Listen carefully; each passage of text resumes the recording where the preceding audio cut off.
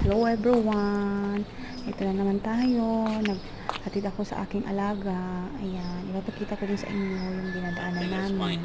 Yun yung aking mga halaman dyan sa labas. Nabiligan ko yan. Umaga at saka gabi. Ayan po. Ihahatid ko siya doon sa labas ng pinto. Sa may sasakyan. Wala lang siya sa akin. Ganito yan siya kasi ako magbubukas ng pinto ng gate para makalaga siya doon.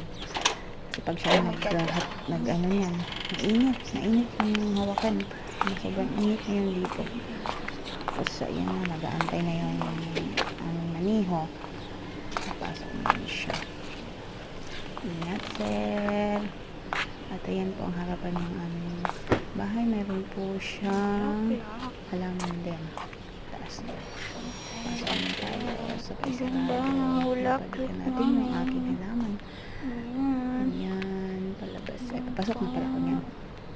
Pasok ako niyan. Ayan. Kahit ako sa inyo. Ang ganda kasi ng bulaklak niya.